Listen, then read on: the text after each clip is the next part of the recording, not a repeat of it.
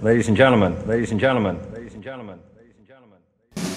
The very word secrecy is repugnant in a free and open society, and we are, as a people, inherently and historically opposed to secret societies, to secret oaths, and to secret proceedings.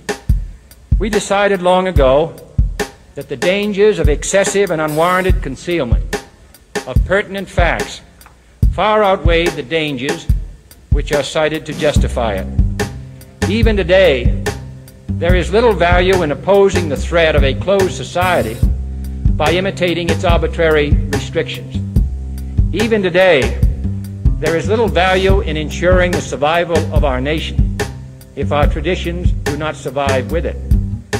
And there is very grave danger that an announced need for increased security will be seized upon by those anxious to expand its meaning to the very limits of official censorship and concealment.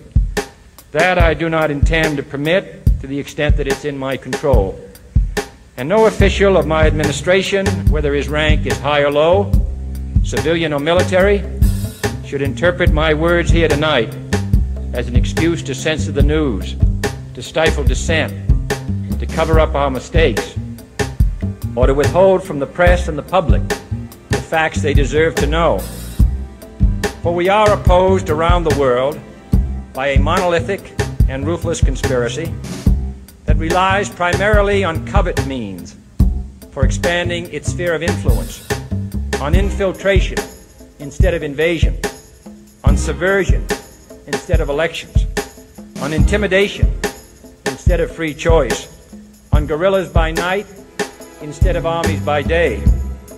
It is a system which has conscripted vast human and material resources into the building of a tightly knit, highly efficient machine that combines military, diplomatic, intelligence, economic, scientific, and political operations. Its preparations are concealed, not published. Its mistakes are buried, not headlined. Its dissenters are silenced, not praised. No expenditure is questioned, no rumor is printed, no secret is revealed. No president should fear public scrutiny of his program, for from that scrutiny comes understanding, and from that understanding comes support or opposition, and both are necessary. I am not asking your newspapers to support an administration, but I am asking your help in the tremendous task of informing and alerting the American people. For I have complete confidence